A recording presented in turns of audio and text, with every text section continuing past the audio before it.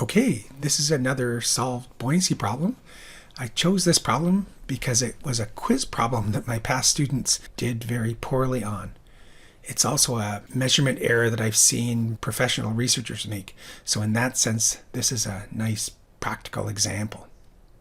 The problem states a piece of low density foam is weighed in air at 20 degrees C and 100 kPa.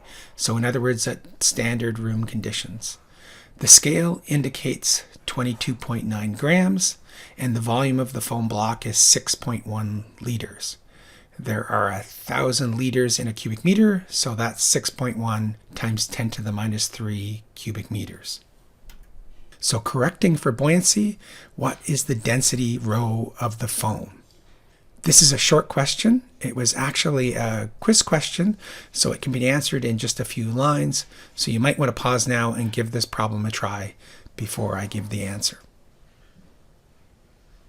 Okay, just to be clear, the density of the foam is not simply the mass indicated by the scale, 22.9 grams divided by the block's volume, 6.1 liters. So that answer is wrong, and you might be wondering why. First, you should recognize that the scale doesn't actually measure the mass of the foam. It measures the downward force of the foam block. Even though the units are in grams, not newtons, the scale is actually measuring force, not mass. So this can be quite misleading.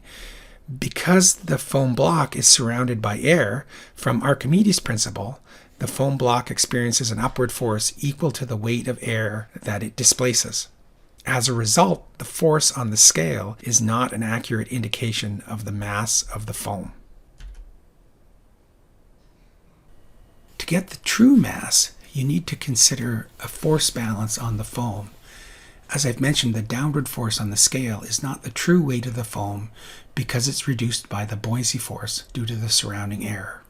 For static equilibrium, the weight of the foam is balanced by the upward force of the scale on the foam plus the buoyancy force. And here I've shown a free body diagram with the terms. The buoyancy force by Archimedes' principle is the weight of the displaced air. So rho times V is the mass of air times G gives you the weight. The weight of the foam is the true density of the foam, which is what you're after, times volume times G. The force of the scale on the foam is the indicated mass on the scale, which we know is not the correct mass, times G.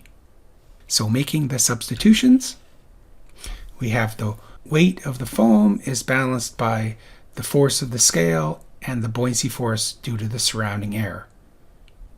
We can now solve for the density of the foam by dividing by the volume times gravity.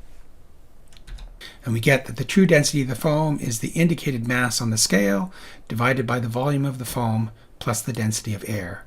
And I'm going to call that equation star. To evaluate the true density of the foam, of course, we need the density of air.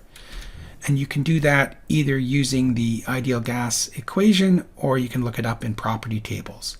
Here I've used the ideal gas equation of state and I get a density of 1.19 kilograms per cubic meter at a pressure of 100 kPa and 20 degrees C.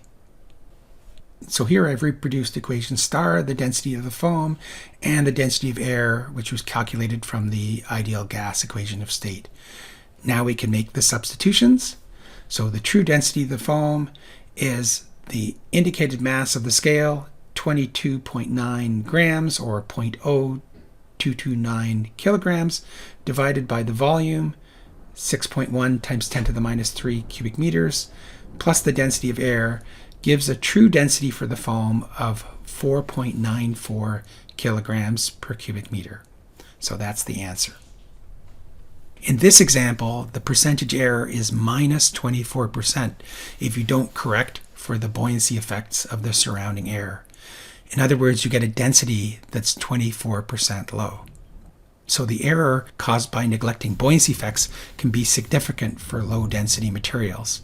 If the density of air is not negligible compared to the density of the material you're trying to measure, you need to correct for the buoyancy force. As you can see, that's pretty easy to do, provided you recognize that that's an issue. From the calculation we just did, you might wonder, does buoyancy affect the reading on your bathroom scale? The answer is yes, of course, but just slightly.